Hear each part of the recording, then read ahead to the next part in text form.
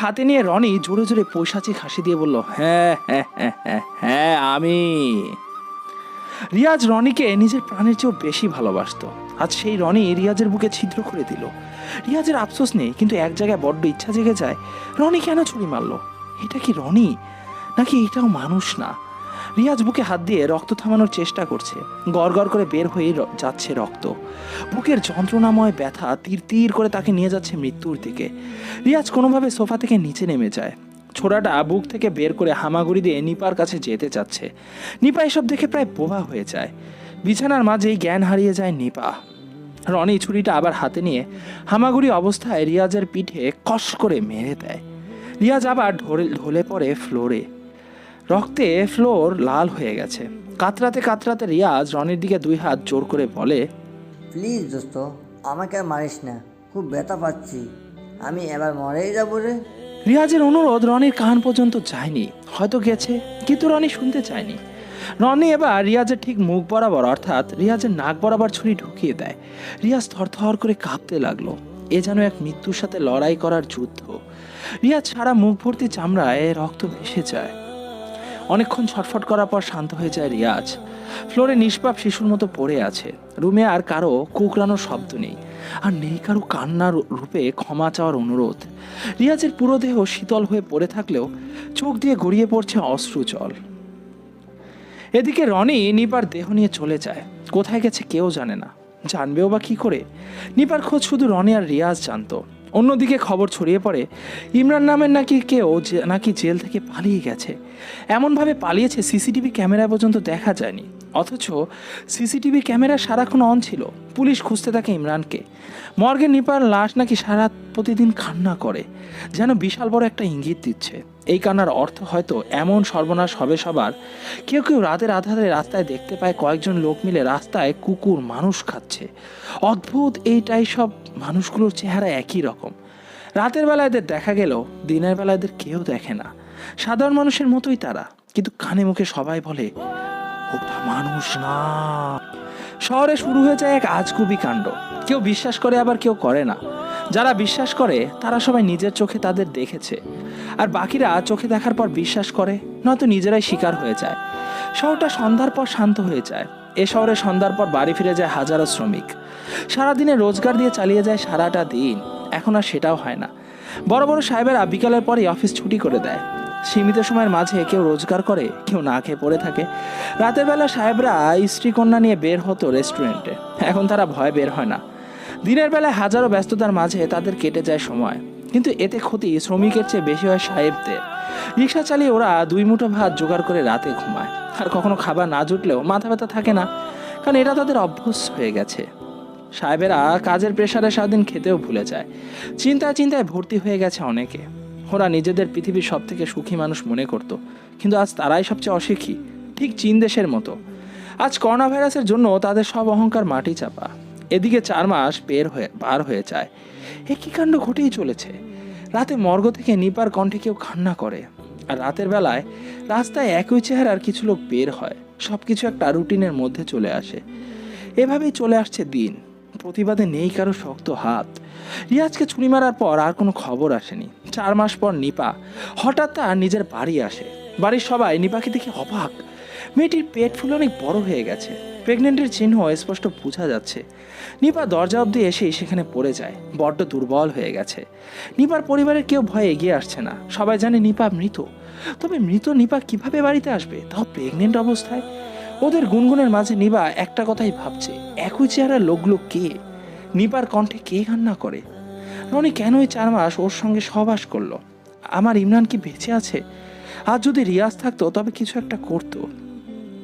নতুন রহস্যের জাল নেমে আসে। রিয়াজ ইমরানের কোনো খোঁজ নেই। নিপার নকলটাকে, আর গল্পে বাস্তবতার কিছু ছায়া। কি হবে পরে? নিপা এসব ভেবে ভেবে ফ্লোরে অজ্ঞান হয়ে পড়ে যায়। নিপার বাবা দৌড়ে এসে নিপাকে ওনার বুকে টেনে নেয়। শত কিছু হলেও মেয়ে তো ওনারই।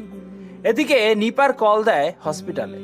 ওখানের লোকদের সঙ্গে কথা বলে জানতে পারে নিপার লাশ এখনো মর্গেই আছে, তবে আগের থেকে পচে গেলে অন্যরকম হয়ে গেছে। এখন কোনোভাবেই নিপার চেহারার সাথে মিল পাওয়া যাবে না। নিপার পরিবার ভেবে নেয় হয়তো নিপার চেহারার মতো কারো লাশ ওখানে। ওটা তো নিপার নাও হতে পারে। এক চেহারার হাজারো লোক থাকে। এতে কনফিউশন হওয়ার কিছু নেই। এদিকে জেল থেকে পালাতক ইমরানকে খুঁজে পাওয়া যাচ্ছে না। ইমরান ও বা কোথায় তা নিয়ে চিন্তিত পুরো ডিপার্টমেন্ট। কিন্তু নিপার ফিরে আসার কথা জেনে পুলিশ হাল ছেড়ে দিয়েছে। যেহেতু নিপা খুন হয়নি, তবে ইমরানকে খুঁজে লাভ কি? তবে অদ্ভুত একটা রহস্য কিন্তু রয়েই গেল। দেখতে পারলেন, ইমরান পালিয়ে গেল অলৌকিক ভাবে, সিসিটিভি ক্যামেরায় ধরা পর্যন্ত পড়লো না। সে যাই হোক, ডিপার্টমেন্ট একটা দিক দিয়ে চিন্তামুক্ত হলেও দেশ নিয়ে বড্ড ঝামেলায় আছে। রাতে বের হওয়া লোকগুলো কে? আবার নাকি সবার চেহারা একই চেহারার এতগুলো মানুষ রাস্তার কুকুর আর মানুষ ধরে খায়। লাশটা সকালবেলা লাশের বাড়ির সামনে পৌঁছে যায়। তা নিয়ে একের পর এক গবেষণা করে যাচ্ছে পুলিশ।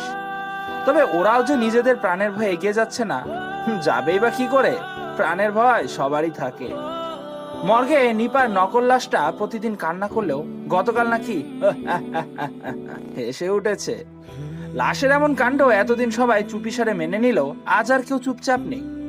সাংবাদিক এসে লাশের ভিডিও বানাচ্ছে, চ্যানেলে চ্যানেলে লাশের ভিডিও ভাইরাল হচ্ছে, আর ব্রেকিং নিউজ আসছে, লাশ হাসে লাশ কাঁদে। আর কিছু কিছু ইউটিউবার টাইটেলে লিখে দিচ্ছে, দেখুন একই কাণ্ড করলো একটি মেয়ের লাশ। লাশের হাসিটা নাকি খুবই ভয়ানক ছিল।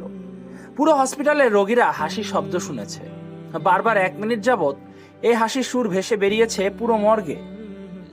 রাত 12টার পর এই কাণ্ড ঘটছে। সব রোগীরা থ হয়ে গিয়েছিল তখন। শোনা যায় পরের দিন সবাই হসপিটাল ত্যাগ করে অন্য হসপিটালে শিফট হয়ে যায়। এর জন্যই ভাইরাল হয়, এ কি করলো একটি মেয়ের লাশ। এদিকে নিপার পেট ধীরে ধীরে বড় হচ্ছে, পেটের বাচ্চা হয়ে পরিপূর্ণভাবে বেড়ে উঠতেছে। বাড়ির সবাই জিজ্ঞেস করে, নিপা বলে সে এই বাচ্চা রাখবে না। নিপার মুখে কালো মেঘের ছায়া সবাই দেখছে। এই কয়দিনে সবাই এটা ইমরানের বাচ্চা ভাবলেও এখন বুঝতে পারছে এটা অন্য কারো। তৎক্ষণাৎ নিপাকে হসপিটাল নেওয়া হয়। নিপা প্রচন্ড ব্যথায় কুকিয়ে ওঠে। পেটের ভেতর থেকে যেন সে নারাজ অনুভূতি প্রকাশ করছে। পেটে লাথি মেরেই যাচ্ছে লাগাতার। নিপা যন্ত্রণায় কাতর হয়ে বরাবরের মতো আবার অজ্ঞান হয়ে যায়। নিপার পরিবার দ্রুত নিপাকে হসপিটালে নিয়ে অপারেশনের কাজ শুরু করতে বলে। কয়েক ঘন্টা পর ডাক্তার অপারেশন থিয়েটার থেকে বের হয়ে আসে। নিপার আব্বু দৌড়ে এসে ডাক্তারকে বলে, ডাক্তার সাহেব, আমার মেয়ে কেমন আছে এখন? আপনার মেয়ে ঠিক আছে, কিন্তু কিন্তু কি ডাক্তার সাহেব? আপনার নাতিন একটা অঘটন করে ফেলেছে। আমার নাতিন মানে? আরে ওটা নাতিন না, আমাদের ডাস্টবিনে ফেলে আসবো এখন। আরে থামুন, কান্না করে কি আছে? সে কি করেছে আগে তো শুনবেন। আচ্ছা বলুন ডাক্তার সাহেব। অপারেশন করার পর বাচ্চাটি আমাদের নার্স মুক্তার কোলে রাখা হয়, কিন্তু অদ্ভুতভাবে বাচ্চাটি মুক্তার একটি স্তন কামড় দিয়ে খেয়ে ফেলে। হঠাৎ এত বড় মুখ কিভাবে হয়ে গেল জানি না। একেবারে জানোয়ারের মতো মুখ এত বড় করে ফেলে। ও মাই গড! এখন মুক্তা নার্স কেমন আছে? ভালো না, এখন ওর অপারেশন করতে হবে। আর বাচ্চাটি অনেক শক্তিশালী। শিকড় দিয়ে বেঁধে এসেছি দোলনাতে। যত তাড়াতাড়ি সম্ভব এই আপদ দূর করুন, না জানি আবার কারে খেয়ে ফেলে। বলুন ডাক্তার সাহেব। নার্সের অপারেশন চলছে। এদিকে নিপার আব্বু বাচ্চাটাকে 13তলা বিল্ডিং থেকে ফেলে দেয়, যাতে সাপও মরে আর লাঠিও না ভাঙে। নিপাকে সেদিনই অন্য একজন নার্স সহ বাসায় নিয়ে আসে। বাইরে চলছে তোলপাড় অবস্থা। মাঝখানে একটা নার্স তার হারালো। নিপা কয়েকদিন ভাবে সুস্থ হয়ে যায়, আবার আগের মতো চলাফেরা করতে থাকে। আর সারাক্ষণ ভেবেই চলে রিয়াজ, ইমরান আর রনির ব্যাপার নিয়ে। পরের দিন ব্রেকিং নিউজে এক গরম খবর আসে, মর্গে নিপার নকল লাশটিকে নাকি সেদিনের পর আজিমপুর কবরস্থানে কবর দেওয়া হয়। কিন্তু অদ্ভুতভাবে পরের দিন আবার লাশটি মর্গে চলে আসে। কিভাবে এসেছে কেউ জানে না। তবে মর্গের লাশ চেক করতে গিয়ে দারোয়ান দেখে একটা লাশ বাড়তি, আর ওটা হচ্ছে কবর দেওয়া লাশ। ব্যাপারটি মাতামাতি হবার মধ্যেই হসপিটাল কর্তৃপক্ষ লাশটিকে আবার দাফন করে। কিন্তু পরের দিন পুনরায় লাশটি চলে আসে মর্গে। একে একে দুইবার লাশটি ফিরে চলে আসে। এবার কবরস্থানের দারোয়ান ছড়িয়ে দেয় ব্যাপারটা। এবার নিউ ভিডিও আপলোড হয়। এ কি করলো লাশ? একের পর এক রহস্যময় ঘটনা ঘটতেছে। রহস্যের মায়াজালে কালো ছায়ার অপচ্য শক্তি বেড়ে যাচ্ছে ভূখণ্ডে। কালো রাতের সাদা তারা হয়ে যায় মাঝে মাঝে কালো। বাথরুমের কিছু লোক আর বের হয় না। শোনা যায় বাথরুমে ঢুকার পরেই গায়েব হয়ে যায় অনেকে। মাঝে মাঝে নাকি রাতে আয়না দেখতে গেলে নিজের মতো একই রকম চেহারার কোনো মানুষ পিছনে দাঁড়িয়ে থাকে। আয়নার মধ্যে স্পষ্ট দেখতে পায় সবাই, নিজের চেহারার আরেকটা লোক পিছনে দাঁড়িয়ে। এসব দেখে একটা লোক কিছু লোক জ্ঞান হারায়, আবার কিছু লোক পিছনে ফিরে তাকায়। যারা ফিরে তাকায় তারা দেখে পিছনে কেউ নেই। রিপ্লে আবার আয়নায় তাকালে দেখে এবার আয়না তো কেউ নেই। বাঙালির কমন ডায়লগ মনের ভুল শব্দটা বেশি দিন ধরে রাখতেও পারেনি, কারণ ঘটনাটা একজন নয়, অনেকের সাথে ঘটেছে। এখন অনেকে আয়না দেখা ছেড়েও দিয়েছে, আবার অনেকে আয়নায় পর্দা লাগিয়ে দেয়। কিছু কিছু লোক তো বাসার সব আয়না ডাস্টবিনে ফেলে এসেছে। এদিকে মর্গের দারোয়ান আজ প্রতিজ্ঞা করে লাশ কিভাবে মর্গে আসে সেটা সে দেখবে। উনি মর্গের ভিতরে বসে আছে। প্রতিবারের মতো আজকেও লাশটিকে দাফন করা হয়, তবে দারোয়ান সুখে এই প্রতিজ্ঞা নেয়নি। সকালে লাশ দাফন করার 10 মিনিট আগে দারোয়ানের বাসা থেকে কল এসেছে, ওগো শুনছো, আমি না প্রেগনেন্ট। খুশির খবর শুনে দারোয়ান নাচতে থাকে। কিন্তু হসপিটাল থেকে লেটার আসে, এই লাশ কিভাবে মর্গে আসে তা দারোয়ান ফলো করতে হবে, আর যদি ফলো না করে তবে চাকরি বাতিল হবে। এজন্যই দারোয়ান আজ মর্গে জীবনের ঝুঁকি নিয়ে বসে আছে। চাকরিটা গেলে তো বউয়ের জন্য ভালো কিছু করতে পারবে না। আর এভাবেই টাকার জন্য বড়লোকদের হুমকির নিচে পড়ে থাকে হাজারো মধ্যবিত্ত লোক। এই কারণে আবার প্রাণও হারায় অনেক শ্রমিক, কিন্তু নাম কামাই করে মুখোশধারী কিছু মানুষরূপী জন্তু জানোয়ার। তো আজ দারোয়ান মর্গে বসে বসে জিকির করছে আর অপেক্ষায় আছে। লাশ আজ দেখেই ছাড়বে। সিসিটিভি ক্যামেরা আছে, না হলে তো মিথ্যা কথাও বলতে পারতো যে লাশ দেখছি, কিন্তু এখন তো সেটাও করা যাবে না। লাশের হেঁটে আসা পথে দাঁড়াতেই হবে দারোয়ানকে। রাত 1টা, 2টা, 3টা বেজে গেল, একটু পর 4টা বাজবে। লাশের কোনো হদিশ নেই।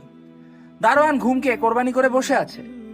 লাশে আজ দেখবেই, চাকরি তার রাখতেই হবে। যখনই 4টা বেজে গেল, দারোয়ান তখন দেখে এক অস্বাভাবিক কাণ্ড। এদিকে নিপা হঠাৎ রাত 4টায় জেগে যায়। নিপা দেখতে পায় কাচের জানালার ওপাশে গ্লাসে 2 হাত রেখে ইমরান নিপাকে ডাকছে। অন্যদিকে শহরের কিছু কিছু বিল্ডিং থেকে চিৎকার ভেসে আসছে, মনে হচ্ছে তাদের কেউ অ্যাটাক করলো। এদিকে আবার রাত 4টায় রিয়াজ হাঁপাতে হাঁপাতে থানার সামনে এসে চিৎকার মারে। চিৎকার মেরেই অজ্ঞান হয়ে যায় রিয়াজ। থানার দারোয়ান রিয়াজকে কোলে করে থানার ভেতরে নিয়ে যায়। রিয়াজ চিৎকার দিয়ে বলে, আমাকে হেল্প করুন। ঘটনা এসে দাঁড়ালো বিশাল কোনো রহস্যের গুহার মুখে। গুহায় প্রবেশ করলে বাঘ আর বাহিরে থাকলে অন্যান্য পশুর আক্রমণের চাপ। এই রহস্যটাও ঠিক তেমনই। এদিক মেলাতে গেলে অধিক ঝাপসা হয়, আর ওদিক মিলাতে গেলে এদিক ঝাপসা হয়। যেমন কয়েকটা প্রশ্ন, নিপার নকল লাশ হসপিটালে এখন দারোয়ানের সাথে কি করবে? রাত 4টায় সব বিল্ডিং এ কি ঘটে যাচ্ছে? মৃত রিয়াজ ফিরে এলো কিভাবে? রিয়াজের ফ্রেন্ড রনি কেন তাকে খুন করলো? যদিও সেটা নকল রনি হয়, তবে আসল রনি কোথায়? এই 4 মাস রনি কেন নিপাকে ধর্ষণ করলো? রনির মাঝে অলৌকিক শক্তি এলো কিভাবে? শহরে অলৌকিক তাণ্ডব চালাচ্ছে কারা? যারা চালায় তাদের উদ্দেশ্য কি? যদি তাদের উদ্দেশ্য রাজত্ব করার হয়, তবে রাজত্ব না করে কেন শুধু মানুষ খাচ্ছে? কেন শুধু রাতের বেলায় তাদের দেখা যায়? লুকিয়ে কেন অ্যাটাক করে ওরা? নিপার পেট থেকে হওয়া বাচ্চাটার মাঝে এত শক্তি এলো কিভাবে? বাচ্চাটাকে তো ফেলে দেওয়া হয়েছে, সে কি আবার ভয়ঙ্কর রূপ নেবে? রূপ নেবে না তো? রিয়াজ তো এবার এসেছে, কিন্তু কি করবে? যেখানে এত প্রশ্ন লিস্ট করলে উত্তরপত্রের তালিকা সহ জ্যাম করে দেয়, সেখানে উত্তর মিলাবে কিভাবে? অন্যথায় আরেকটা প্রশ্ন আরো গভীরভাবে উঠে আছে, আসল ইমরান কোথায় আর নকল ইমরানেরই বা উদ্দেশ্যটা কি? কোনটা মানুষ কোনটা শয়তান সেটাই বুঝে উঠতে পারছে না কেউ। যাকে মানুষ বলে ধরে রাখা হয়, কয়েক মুহূর্তে বাদে তাকেই বলতে হচ্ছে ওটা মানুষ না। রিয়াজের জ্ঞান ফিরেছে ভোর 6টায়। এই ঘন্টা রিয়াজ অজ্ঞান ছিল। জ্ঞান ফেরার পর রিয়াজ শুয়া থেকে উঠে দাঁড়ায়। ডিপার্টমেন্টের সকল লোক মাথায় হাত রেখে বসে আছে। রিয়াজ ধীর পায়ে এসে তাদের সাথে বসে পড়ে। বারবার রিয়াজ তাদের চোখের দিকে লক্ষ্য করে যাচ্ছে। ভয়ের চাপে সবার মুখ লেগে আছে, যেন হঠাৎ কিছু একটা হবে আর অমনি সবাই মারা যাবে। রিয়াজের ঠোঁট কাঁপতে কাঁপতে ওসি সাহেবকে জিজ্ঞাসা করলো, আপনারা সবাই এভাবে দাঁড়িয়ে আছেন কেন? কি হয়েছে? আর বলো না, এই 2 ঘন্টার মধ্যে সব শেষ হয়ে গেল। ওসি কথাগুলো অনেক কষ্টে বলেছে। ওনার দেহখানা যেন অস্বাভাবিকভাবেই থরথর করছে। কি শেষ হলো আমাকে বলা যাবে কি? ভোর 4টায় পুরো শহরে হইচই পড়ে যায়। আমরা তো জানি এখন কিছু রাক্ষসের আগমন ঘটেছে শহরে। 1 ঘন্টা পর খবর আসলো পুরো শহরের যুবতী মেয়েরা গায়েব হয়ে গেছে। 18-20 বছরের সব মেয়েদের কারা যেন তুলে নিয়ে গেছে। সে এক ভয়ঙ্কর রূপ নিয়ে এই তাণ্ডব চালায়, দেখতে নাকি কালো ছায়ার মতো। ধোয়ার মতো উড়ে এসে মেয়েদের গায়ে ঝাপটে পড়ে, আর অমনি মেয়েরা গায়েব হয়ে যায়। পুরো শহরে একটাও 18-20 বছরের মেয়ে নেই, সবাই উধাও। আর আমার কাছে সব থেকে কষ্টের বিষয় হলো আমার মেয়েটাও উধাও, তার বয়স 19। আল্লাহ, কি বলেন? যেটা শুনেছেন সেটা। আচ্ছা আচ্ছা স্যার, কান্না করবেন না। আপনার মেয়ে আপনার বাসায় ফিরে যাবে, আমি কথা দিচ্ছি। আপনি আবার কি করবেন? ওরা অনেক শক্তিশালী আর অলৌকিক শক্তির মালিক, আপনি তাদের কাছে কিছুই না। তা তো সময় বলে দিবে। তবে যদিও আমার কিছু হয়ে যায়, তবে এইটা মনে রাখবেন, আপনার না শুধু এই শহরের যত মেয়ে গায়েব হয়েছে সবাই ফিরে আসবে। আর আমি রিয়াজ, একবার দেখা যাক তবে। কিন্তু আপনি কে? আর রিয়াজ নামের কেউ তো নিখোঁজ ছিল। নিপা নামের একজন মেয়ে এসে রিপোর্ট লিখেছিল। নিপা? হ্যাঁ, নাম তো নিপাই। কয়েকদিন আগে একটা ঝামেলা হয়েছিল ওর স্বামীকে নিয়ে। ওনার স্বামীর নাম Imran. Wait wait, Nipa report লিখেছে কখন? এই তো গতকাল বিকালবেলা। অদ্ভুত, নিপা তো বাড়িতে, আর নিপার নকল নিপা মর্গে। এখানে আবার তৃতীয় নিপা এলো কোথা থেকে? আপনি মর্গের নিপার সন্ধান জানেন? হ্যাঁ, আমি সবই জানি। আর এই ঝামেলার প্রথম থেকেই আমি জড়িয়ে আছি। ঠিক করে বলুন তো, কি আপনি? আগের পরিচয় দিতে গেলে সময় শেষ হয়ে যাবে। তবে আমার উপর আস্থা রাখার কারণটা বলে দিচ্ছি। বলুন। 4 মাস আগে আমাকে খুন করা হয়, তাও আমার কাছের কেউ করেছে। কিন্তু সে আসল নাকি নকল তা আমি জানি না। আমি মারা যাবার 2 দিন পর হঠাৎ চোখ মেলে ফেলি। আমি ভাবলাম হয়তো আমি কোনোভাবে বেঁচে গেছি, কিন্তু না। আমি ওঠার পর দেখি আমার দেহ সোফায় পড়ে আছে, অথচ আমি উঠে দাঁড়িয়ে গেলাম। নিজেকে মৃত বলে দাবি করতে কষ্ট হচ্ছে। এরপর দেখি কেউ আমার পিঠে হাত রাখলো। স্পর্শটা খুব চেনা আমার। তাকিয়ে দেখি আমার নানা আমার সামনে, অথচ আমার নানা মারা গেছে অনেক আগেই। নানা আমাকে তখন কি যেন বলেছে, আমি ঠিক বুঝতেও পারিনি। নানা কোন ভাষা তখন কথা বলেছে সেটাও আমার অজানা। জীবনে কখনো ওরকম ভাষা আমি শুনিনি। মনে হলো নানার ভাষার চাইতেও চাইনা ভাষা সহজ। নানা আমাকে কি যেন বলে, আমার মাথার উপর হাত রাখে, আর অমনি আমার মাথায় কিসে যেন আলো জ্বলে ওঠে। সাদা আলো, প্রচণ্ড গতি ছিল সেই আলোর। এত তীব্রভাবে আলো ছড়াচ্ছিল আমি চোখে কিছু দেখতেও পারছিলাম না। অনেকক্ষণ পর নানা আমাকে আবার সেই অদ্ভুত ভাষায় কিছু কথা বলল, কিন্তু এইবার আমি নানার ভাষা বুঝতে পারছি। নানা বলেছে, রিয়াজ, তোর মধ্যে এখন এমন কিছু শক্তি আছে যা তোর কিছু কাজে লেগে যাবে। তোর অনেক বড় যুদ্ধ করতে হবে। আসল নকলের ব্যবধান খুঁজে বের করে নকলের বিনাশ করতে হবে। এখন থেকে তুই আবার জিন্দা হয়ে গেছিস। তুই আবার দুনিয়ায় ফিরে যেতে পারবি। তবে সেই শক্তিশালী তলোয়ার এখন তোর দেহের ভিতরে আছে। যখনই তুই আসল শয়তানের মুখোশ খুলতে পারবি, তখনই অলৌকিকভাবে তোর হাতে সেই তলোয়ার চলে আসবে। কিন্তু একটা কথা মনে রাখবি, যদি তোর কিছু হয়েও যায় তবুও দেশ রক্ষা করে মরবি, তার আগে না। যদি তার আগে মরিস তবে পৃথিবীতে মানুষ বিলুপ্ত হয়ে শয়তানের রাজত্ব চলবে। তাই যেভাবেই হোক তোকে দেশ রক্ষা করতে হবে। নানা কথাগুলো বলে ধীরে ধীরে উধাও হতে লাগলো। আর উধাও হতে হতে বলেছিল, গত 4 মাস ধরে তুই এখানে দাঁড়িয়েছিলি। এই 4 মাস আমি তোর দেহের ভিতর শক্তি প্রবেশ করিয়েছি। আর এই 4 মাসে অনেক কিছু হয়ে গেছে। সবাই তোর অপেক্ষায় আছে।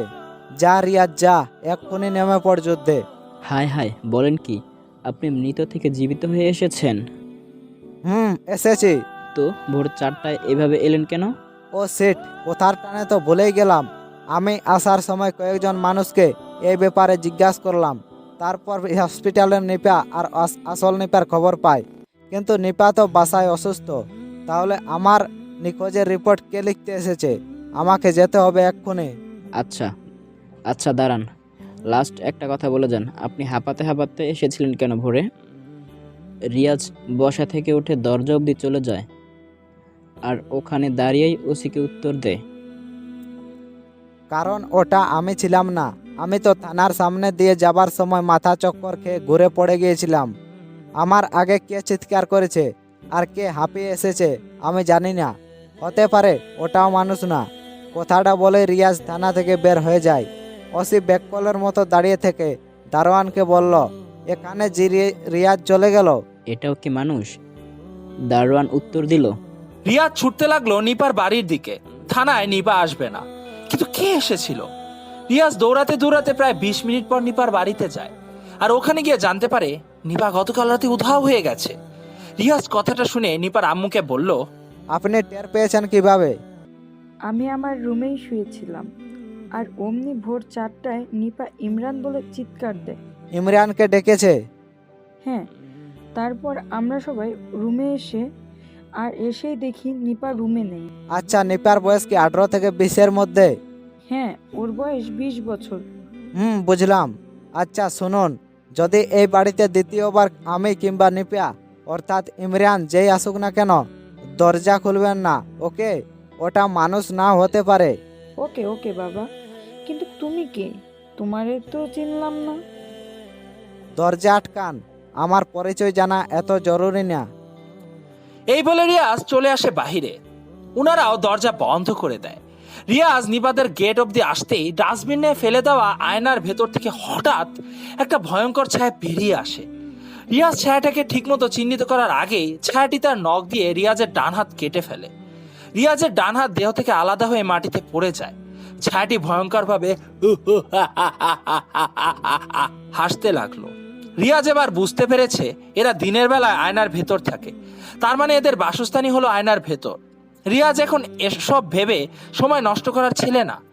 রিয়াজ পিছনে দৌড় দিয়ে নিপাদের দরজায় ধাক্কাচ্ছে, কিন্তু কেউ দরজা খুলছে না। তারাও বা কেন খুলবে? রিয়াজ তো নিজেই বলে গেছে দরজা না খুলতে। রিয়াজ দরজা ধাক্কাচ্ছে, আর এতক্ষণে ছায়াটা এসে রিয়াজের বাম হাতটাও কেটে দেয়। এবার রিয়াজ থরফর করতে করতে দরজার সামনে লুটিয়ে পড়ে। ছায়াটা সেই অবস্থায়ও রিয়াজের পেটে নাড়ি ভুড়ি বের করে ফেলে। রিয়াজের নাক মুখ থেকে রক্ত বের হতে লাগলো। নিপার বাসার সবাই জানালা দিয়ে এসব দেখেই যাচ্ছে। ছায়াটা রিয়াজের দেহ ক্ষত বিক্ষত করে দেয়। রিয়াজের হাত একদিকে তো পা আর একদিকে, মুন্ডু আরেক দিকে। মোট কথা, রিয়াজের দেহের প্রতিটা অঙ্গ দেহ থেকে আলাদা। ছায়াটা রিয়াজের এমন করুণ অবস্থা করে আবার চোখের পলকেই আয়নার ভিতর মিশে যায়। নিপার পরিবারের সবাই এসব দেখেও জানালা অফ করে দেয়। ওনারা ভাবেন এটা নিশ্চয়ই ওদের কোনো চাল। রিয়াজের রক্তে পুরো দরজা লাল হয়ে আছে। যতই আলাদা হোক দেহ, মস্তিষ্কটা এখনো চালু আছে। হৃৎপিণ্ডটা ধুপ করে কেঁপেই যাচ্ছে। রিয়াজের আলাদা করা মাথাটা হঠাৎ চোখ মেলে, মাথাটা নিজে নিজে নড়তে লাগলো।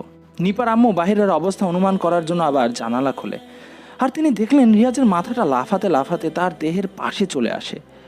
রিয়াজের হাতটি নিজের থেকে গড়িয়ে এসে দেহের পাশে চলে আসে। এভাবে অলৌকিক কাণ্ডে রিয়াজের পুরো দেহের অঙ্গ প্রত্যঙ্গ এক জায়গায় চলে আসে। এরপর ধীরে ধীরে রক্তগুলো দেহের ভিতর প্রবেশ করতে লাগলো। অদ্ভুতভাবে হাত পা মাথা সবকিছু যেন জোড়া লেগে যাচ্ছে। নিপার আম্মু এসব দেখতে দেখতে জানালা পাশেই জ্ঞান হারায়। এদিকে ধীরে ধীরে রিয়াজের সকল কিছু জোড়া লেগে যায়।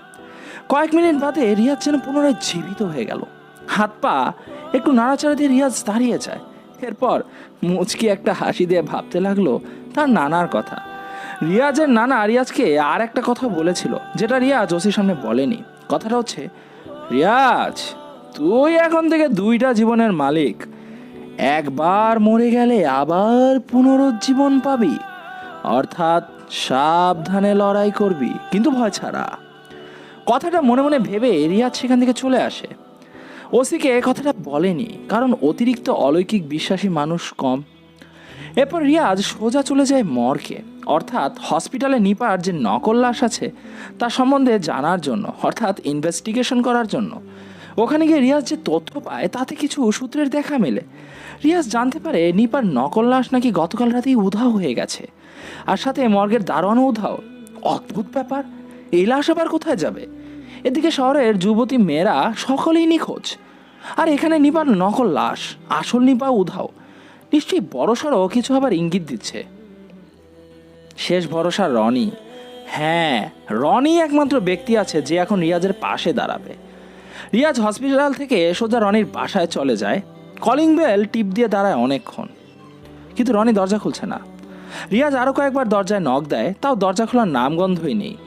রিয়াজ রনি রনি বলে দরজায় ধাক্কা দেওয়ার সাথে সাথেই দরজা আপনা আপনি খুলে যায়। অদ্ভুত ব্যাপার, রনির বাসা খোলা কেন? রিয়াজ কয়েকবার রনি রনি বলে ডাক দিয়েও রনি সাড়া পায়নি। Drawing room, bedroom, kitchen room, কোথাও নেই রনি। হঠাৎ রিয়াজ খেয়াল করতেছে বাথরুম থেকে একটা অদ্ভুত শব্দ আসছে, যেন ভিতরে ভয়ঙ্কর কিছু চিল্লাচিল্লি করতেছে। রিয়াজ ভয় পেয়ে যাওয়ার মুহূর্তে চলে যায়। রনিকে ওরা মেরে দেয়নি তো? রিয়াজ ভয়ে ভয়ে বাথরুমের দিকে এগোতে লাগলো।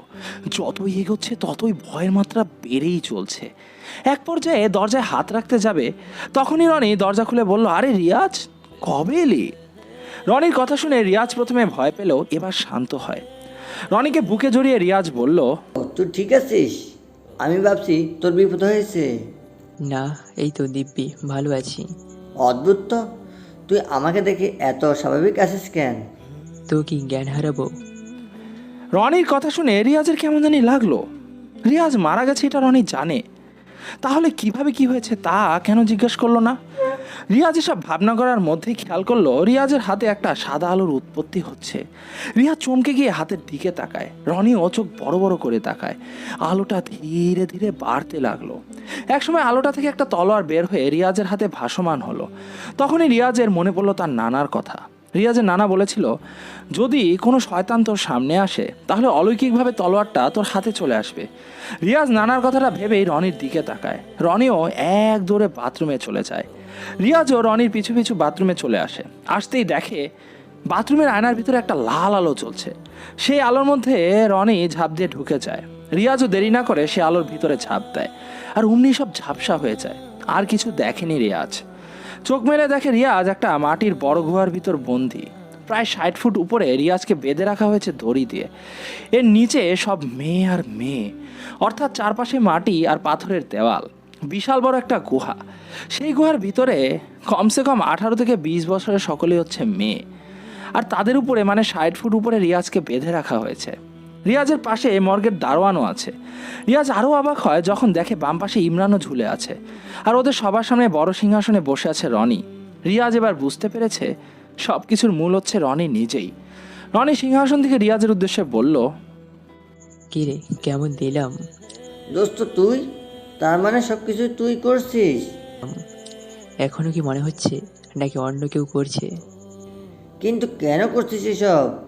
আর তুই আমার বন্ধু, তাও এমন করলি? আরে হ্যাঁ, রাখ তোর বন্ধু। আমার বয়স কত জানিস? 145 বছর। তোর থেকে 122 বছর বড় আমি। তুই কিভাবে আমাকে বন্ধু বলিস? তোকে তো আমি এখনই জবাই করবো। হা হা হা। বলি দেবো তোকে আমি, বলি। মানে কে তুই? আমি সেই বাচ্চা যে 500 বছর বেঁচে থাকবে। তুই? হ্যাঁ আমি। আমার বাপকে তোর পরিবার রাজত্ব করতে দেয়নি, কিন্তু আমি তো সেটা করব। আর আমি এইটাও জানি আমার বিনাশ তুই ছাড়া কেউ করতে পারবে না। তাই তোর সাথে বন্ধুত্বের অভিনয় করে নিজেকে সেফ রেখেছি। আমি কিছু করলে তুই সন্দেহ করতে পারিস, তাই সব কাজ, সব চিন্তা তোকেই দিয়ে দিয়েছি, যাতে তুই নিজেই আমাদের বাঁচাতে চাস। আর সেটাই হলো যা আমি চেয়েছি। বেঈমান, তুই তো বহুত খারাপ। হ্যাঁ, শয়তানের বংশধর আমি। আমি খারাপ হব না তো কে হবে? হা হা হা। তাহলে আসল নকলের ব্যাপারটা কি ছিল? দ্বিতীয় ব্যক্তি, তৃতীয় ব্যক্তি, তারা কারা? ওরা সবাই আমার পোষা শয়তান ছিল। নকল ইমরান, নকল নিপা, নকল তুই, সবই আমার হাতের খেলা। ইমরানকে আমি এখনো বন্দি করে তোকে পাঠিয়েছি নিপাকে আনতে। সেই নিপাকে আমি 4 মাস ধর্ষণ করে নকল ইমরানকে পাঠিয়েছি জেলে। নকল ইমরান আর নকল নিপার ফাঁদে পড়ে তুই নিজেই আটকে গেছিস।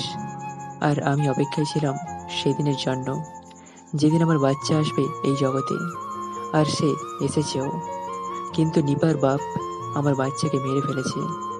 আজ এখানে সবার রক্ত আমার বাচ্চার উপর দিলে সে জীবিত হবে, আর সে হবে এই পৃথিবীর সব থেকে শক্তিশালী।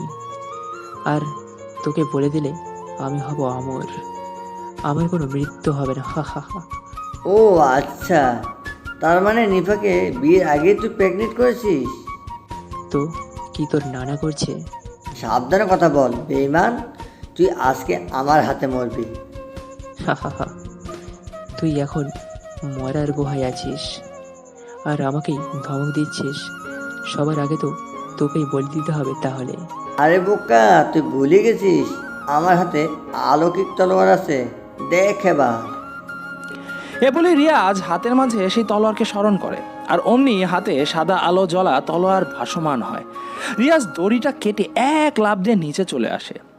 রিয়াজ মাটিতে নামতে এই সব শয়তান রিয়াজের উপর ঝাঁপিয়ে পড়ে। রিয়াজ হাতে তলোয়ার দিয়ে সবাইকে আঘাত করতে লাগলো, যেন যুদ্ধ করে যাচ্ছে। এক এক করে শয়তানদের মাথা হাত পা আলাদা করে দিচ্ছে। তলোয়ার ওদের গায়ে লাগা মাত্রই ওরা ক্ষত বিক্ষত হয়ে যাচ্ছে। রনি এসব দেখে নিজেও সিংহাসন থেকে লাফ দিয়ে রিয়াজের উপর চলে আসে। রিয়াজ যখন দেখলো রনি উড়ে আসছে, অমনি রিয়াজ তলোয়ারটা রনির পেটে ঢুকিয়ে দেয়। অমনি থরথর করে কাঁপতে লাগলো পুরো গুহা। ধীরে ধীরে ভেঙে পড়তে লাগলো পাথরের টুকরো। রিয়াজ সবাইকে বের হতে বলে। রিয়াজের কথা মতো সব মেয়েরা গুহা থেকে বের হয়ে যাচ্ছে, কিন্তু মর্গের দারোয়ান আর ইমরান ঝুলে আছে উপরে। রিয়াজ এক লাফ দিয়ে ওদের দড়ি কেটে দেয়। তারাও ধপ করে মাটিতে পড়ে যায়, আর অমনি দৌড় দেয়। রিয়াজ সবাইকে নিয়ে বের হয়ে আসে গুহা থেকে। রনির লাশ গুহার ভেতর, আর 2 মিনিট বাদে এই গুহাটা ভেঙে যাবে। রিয়াজ গুহার বাইরে এসে দেখে সেই লাল আলো। রিয়াজ সবাইকে বলল এই লাল আলোতে প্রবেশ করলেই সবাই শহরে যেতে পারবে। রিয়াজের কথা মতো সবাই এক এক করে লাল আলোয় প্রবেশ করে নিজেদের শহরে চলে যাচ্ছে। এক এক করে অনেকেই চলে গেল। কিছুক্ষণ পর সবাই গিয়ে শুধু ইমরান আর রিয়াজ বাকি রইল। ইমরানও চলে গেছে। রিয়াজও মাত্র প্রবেশ করবে, অমনি গুহার ভিতর থেকে একটা বাচ্চার হাসি শব্দ ভেসে আসতে লাগলো। রিয়াজ আলোতে পা রাখতে গিয়েও আবার পিছুপা হলো। বাচ্চাটি হাসতে হাসতে বলতে লাগলো, আমিও 500 বছর বাঁচার জন্য আসতেছি। রিয়াজ কথাটা শুনে আবার উল্টো দিকে দৌড়ে গুহার ভিতরে যায়। গিয়ে দেখে বাচ্চাটা শুয়ে শুয়ে হাসছে। রিয়াজ বাচ্চাটাকে বলল, 500 বছর না, আর 5 সেকেন্ড বাঁচবি। সাথে সাথে গুহাটা ভেঙে যায়। উপরে সব পাথর রিয়াজের উপর পড়তে যাচ্ছে। রিয়াজ চোখ বন্ধ করে বলল, না না, আমি তোমার কথা রেখেছি। এইটা বলেই সেই বাচ্চার পেটে তলোয়ার ঢুকিয়ে দেয় রিয়াজ। তলোয়ারের আঘাতে মারা যায় বাচ্চাটি। গুহা ভেঙে রিয়াজের উপর পড়ে। পাথর চাপা পড়ে যায় রিয়াজ। লাল আলোটাও উধাও হয়ে গেছে। 2 বছর পর। ওই নিপা, নিপা, আরে ইমরান, কি হলো? অফিসের টাইম হচ্ছে, নাস্তা দাও। দিচ্ছি বাবা, দিচ্ছি। আচ্ছা শুনো নিপা, বলো। তোমার এখন কয় মাস চলে? মাত্র 3 মাস, আরো 7 মাস 10 দিন ধৈর্য ধরো। আরে সেটা না, আজ রিয়াজকে খুব মনে পড়ছে। ও থাকলে হয়তো আমাদের বাচ্চাটাকে খুব আদর করতো। আমাদের জন্য সে নিজেই মারা গেল, আফসোস হচ্ছে। কে বললো রিয়াজ মারা গেছে? রিয়াজ বেঁচে আছে। আমাদের সবার হৃদয় রিয়াজ সারা জীবন বেঁচে থাকবে। হ্যাঁ তা তো ঠিক, কিন্তু আমার একটা ইচ্ছা আছে। বলো। এদিকে কাছে আসো। আসলাম, এবার বলো। আমাদের যদি ছেলে হয় তার নাম কিন্তু রিয়াজ রাখবো। আরে আমিও তো সেটাই ভাবছিলাম। ওরে আমার সুইট বউ।